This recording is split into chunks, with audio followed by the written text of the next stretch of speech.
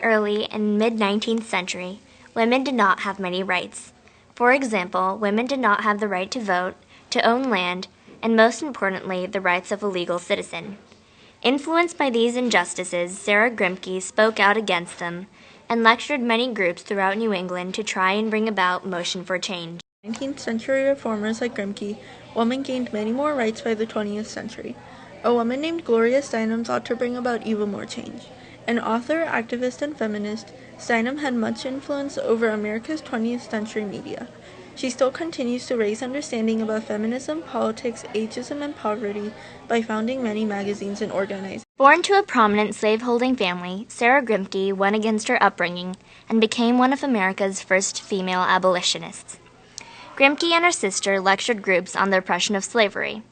Many disapproved of these lectures, not only because the Grimkes were women against the owning of slaves, but also because they were directed toward mixed audiences.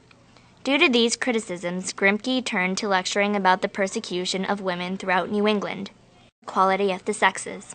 It was one of the first feminist manifestos published in the United States, and in it, Grimke proclaimed, "I ask no favors for my sex.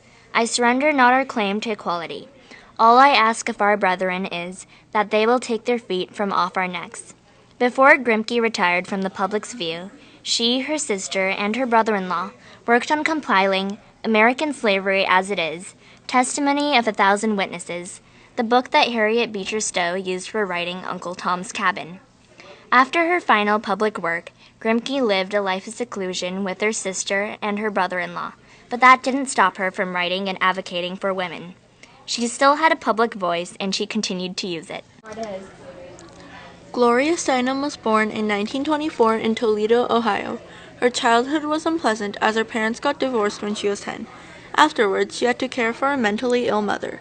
Seeing her be dismissed by doctors and fired from many jobs shortly after she was hired, Steinem became convinced that women were socially and politically treated differently from men. After graduating from Smith College, Steinem co-founded Miss and New York magazine, became the director of CIA-backed independent research service, wrote many articles and essays, such as After Black Power, Women's Liberation, and became active in campaigns.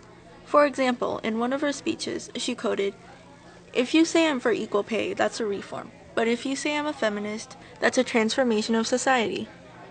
Some results of her reform work were being included in the National Women's Hall of Fame, becoming a symbol of the modern women's movement, and making feminism more widely accepted. Sarah Grimke and Gloria Steinem have many similar traits and achievements. Both spoke out against our society's norm to search for a way to produce change.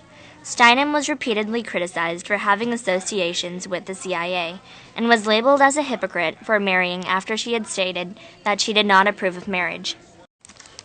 Grimke was also condemned due to the fact that she was a woman lecturing to audiences of mixed gender in the 19th century.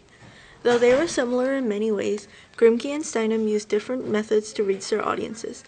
These two women, Sarah Grimke and Gloria Steinem, have paved and continue to pave the way for women in the 21st century.